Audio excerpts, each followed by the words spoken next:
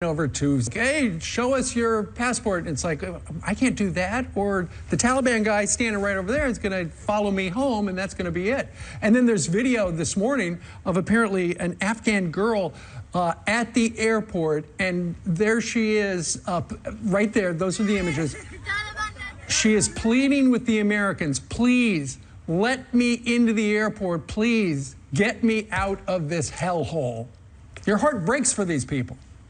Oh, it's horrible. I mean, they know the stories. They know that it wasn't perfect while we were there, but it was so much better than what it's going to be. You have a terrorist organization running the place. It's going to be atrocious, and they know it. I cannot imagine how dehumanizing they have to be at the White House to just not even consider the human impact of this. It's awful. Well, you know, the White House says, we didn't think it was going to go this south this fast. But you know, you're a military family. The military plans for every possibility. And apparently they were just really optimistic. Hey, this is going to go great.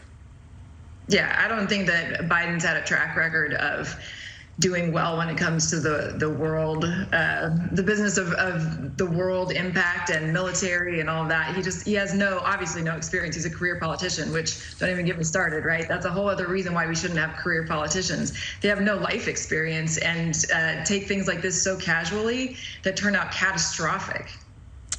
Catastrophic is a good word. All right, Taya, thank you very much for joining us on this Wednesday. Thank you for having me. All right, thank you. All right, still ahead, former President Donald Trump has some harsh words for Joe Biden over the crisis in Afghanistan. Hear what he had to say to Sean coming up. When the great one, Mark Levin, joins us on the other side of this brief. From small business to manufacturing, America's tech innovators are driving economic growth and creating jobs. Tech isn't just a sector of our economy, it's critical to our economy's entire infrastructure.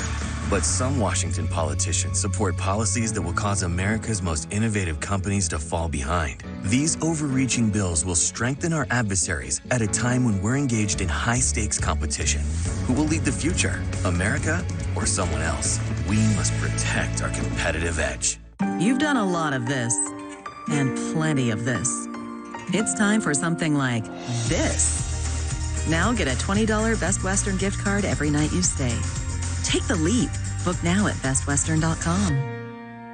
Before discovering Nexium 24 Hour to treat her frequent heartburn, Claire could only imagine enjoying chocolate cake. Now she can have her cake and eat it too. Nexium 24 Hour stops acid before it starts for all day, all night protection. Can you imagine 24 hours without heartburn? I love him and I miss him very much. I made you die. I love you, Daddy. My daddy was a hero and I'm so proud of him. When I told the girls that their daddy became an angel, it was extremely hard because their daddy was no longer there to tuck them in at night, to be with them every day. There are over 1,000 families that need our help. Talented Towers is honoring those heroes that risk their lives by providing them with mortgage-free homes.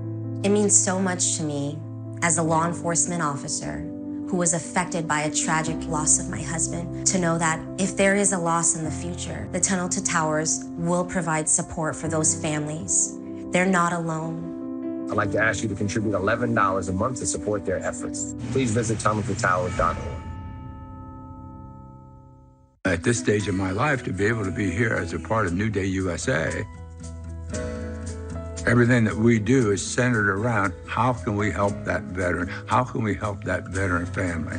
We help anyone that we possibly can. We'll get them in that home. We'll help them do a refi. We'll help them get cash out of their home. Whatever it is that's going to help that individual. And if it's not going to help them, we don't do it. Every customer has their own Safe Light story. This couple loves camping adventures, and their SUV is always there with them. So when their windshield got a chip, they wanted it fixed fast. They drove to Safe Light Auto Glass for a guaranteed same-day in-shop repair. We repaired the chip before it could crack, and with their insurance, it was no cost to them. Really? That's service you can trust when you need it most. Safe Light Repair, Safe Light Replace. Get new floors during Empire Today's gigantic 75% off sale. That's carpet, hardwood, vinyl, and laminate, 75% off.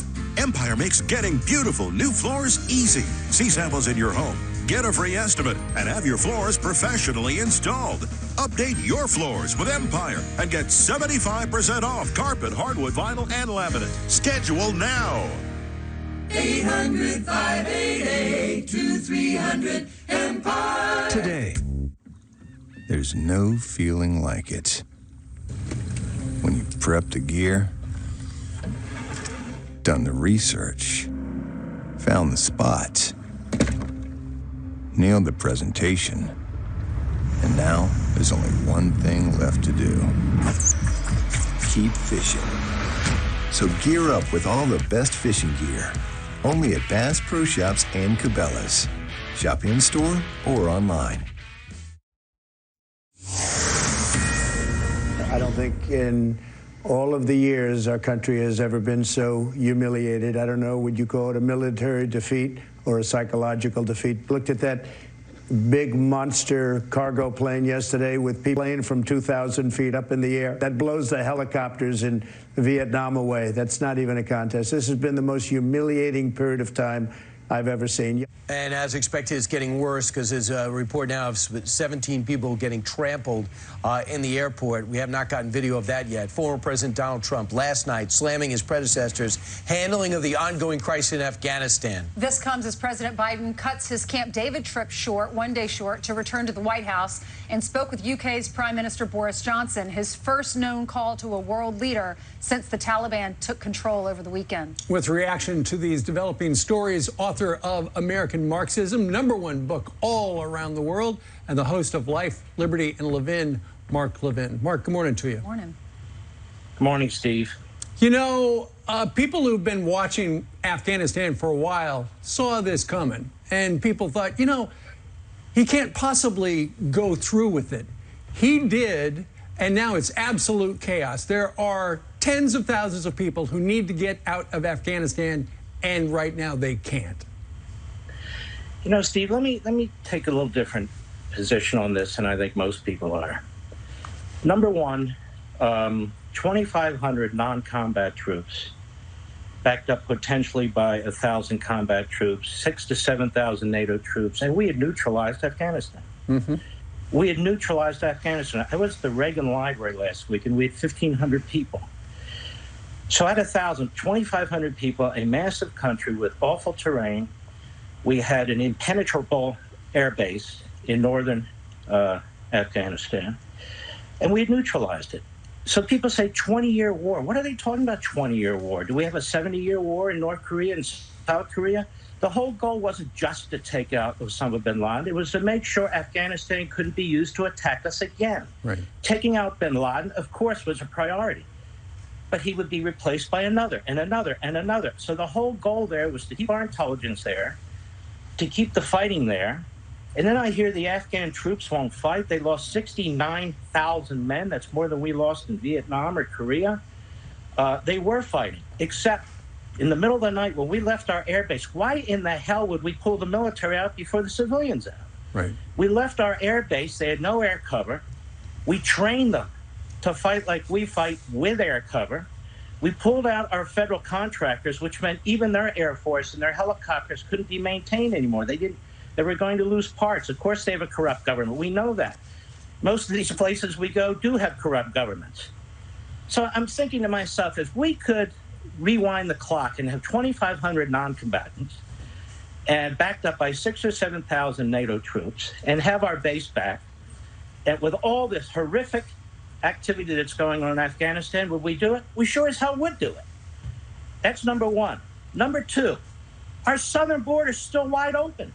We're in a more dangerous position we were than on 9/11. We now have nation-state enemies like China, Russia, Iran, working with terrorist organizations. That's the new axis of the enemy.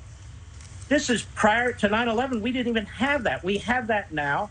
And the southern border is still wide open. Our border patrol is overwhelmed. ICE is undermined. We should be securing that border immediately, so we're not hit again. We are overwhelmed down there. That's number two. Number three, The idea that Donald Trump would just do what Joe Biden did is a lie. It's a damnable lie. And I'll give you some quick examples. Number one, we still have troops in Iraq. We still have troops in Syria. Why? Because Donald Trump is not an ideologue. He's a practical man.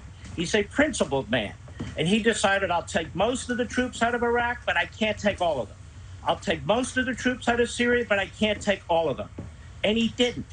And so he looks at what's going on the ground. He makes decisions based on that. You heard what Admiral Kellogg had to say about their plan was nothing like what Biden did. Everybody get out, military first. That wasn't the plan of the Trump administration. Trump took out Soleimani when Iran hit us in Iraq. He took out the head of ISIS. He destroyed ISIS in the caliphate. When Syria, he wanted nothing to do with Syria, was gassing its own people twice. He hit them twice. The idea that Donald Trump is anything like Joe Biden is a disgusting effort by Joe Biden not to take responsibility for what he has done. We have not only a human catastrophe, there's Pakistan. Pakistan is weak. Pakistan, pretty much a third of that country is already controlled by terrorists. That's where Osama bin Laden was hiding out. Pakistan has nuclear weapons. You think the Taliban is going to sit quietly and Al-Qaeda is going to sit quietly? You've got Iran on their border now aligning with the Taliban. You've got China that's making alliances with the Taliban. You notice the Russians haven't shut their embassy, so they have some kind of deal going on. India is potentially threatened, our ally. This is a big deal. What Joe Biden has just done is completely changed the geography, completely changed our national security situation. We now have heightened terrorism concerns from the Department of Defense. So I just wanted to lay out a few of these points. Right. I'm not one of those that say there's a 20-year war, and so we should have taken out every